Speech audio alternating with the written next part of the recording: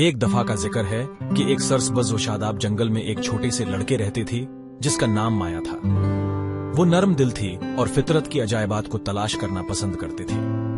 مایا کا جنگل کے تمام جانوروں کے ساتھ ایک خاص رشتہ تھا اور وہ اکثر اپنے دن ان سے کھیلتے اور باتیں کرنے میں گزارتی تھی۔ ایک دھوپ کی صبح جب مایا ایک تنگ راستے پر جا رہی تھی تو اس نے دیکھا کہ روبی نامی خرگوش ایک درخت کے پاس بیٹھا ہے۔ روبی کے چہرے پر پریشانی کی آثار تھی۔ مایا نے آہستہ سے خرگوش کے قریب پہنچ کر پوچھا، روبی تم اتنی اداس کیوں لگ رہی ہو؟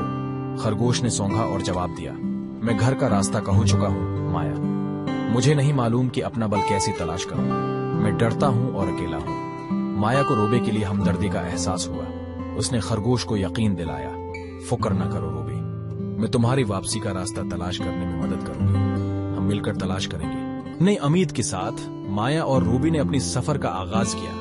جب وہ جنگل کی گہرائی میں چلی گئی تو ان کا سامنا اولیور نامی ایک عقل مند بوڑھی الو سے ہوا۔ مایا نے اولیور کو صورتحال کی وضاحت کی، جس نے اپنی رہنمائی پیش کرتے ہوئے کہا، اگر آپ دریا کی آواز کی پیروی کریں گے تو یہ آپ کو خرگوش کی بل کی طرف لے جائے گا۔ الو کا شکریہ ادا کرتے ہوئے مایا اور روبی بہتی پانی کی ہلکی آواز کے پیچھے چل پڑی۔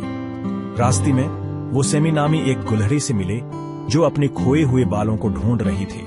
مایا گلہری کی تکلیف کو سمجھ کر ہاتھ دینے کے لیے رک گئی۔ ایک مستعد تلاش کے بعد وہ تمام بکھری ہوئی اکورنز جمع کرنے میں کامیاب۔ سیمی مایا کی مدد کے لیے شکر گزار خوشی سے روبی کی بل کو تلاش کرنے کے لیے ان کی تلاش میں شامل ہو گیا۔ جیسے ہے یہ گروا جنگل میں گہرائی میں داخل ہوا، وہ ڈیزی نامی ایک ڈرپوک ہرن سے ٹھوکر کہا گیا۔ ڈیزی اپنا راستہ کھو چکی تھی اور اکیلی جنگل کے خطرات کا سامنا کرنے سے خوفزدہ تھی۔ مایا، روبی، سیمی اور اولیور نے ڈیزی کو تسلی دی اور اسے اپنی تلاش میں شامل ہونے پر راضی کیا۔ ایک ساتھ دوستوں کی غیر متوقع گروپ نے اپنی تلاش جاری رکھی۔ انہوں نے راستے میں بہت سے چیلنجوں کا سامنا کیا، لیکن ہر رکاوٹ کے ساتھ ان کا رشتہ مضبوط ہوتا گیا۔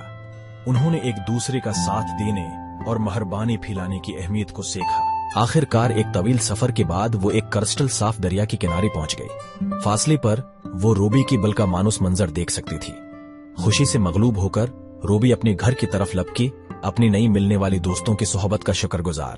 جیسے ہی وہ روبی، مایا، سیمی، اولیور اور ڈیزی کو الوداع کہہ رہی تھی کہ ان کے سفر نے انہیں قیمتی سبق سکھایا ہے۔ وہ اتحاد، ہمدردی اور مدد کرنے والی ہاتھ کی اثرات کو سمجھتی تھی۔ انہوں نے وعدہ کیا کہ وہ ہمیشہ ایک دوسرے کے لیے اور ہر ضرورت مند کے لیے موجود رہیں گے۔ اس دن سے آگے مایا اور اس کے جانوروں کے دوستوں نے ایک دوسرے کی مدد اور دیکھ بھال کرنے کا معاہدہ کیا۔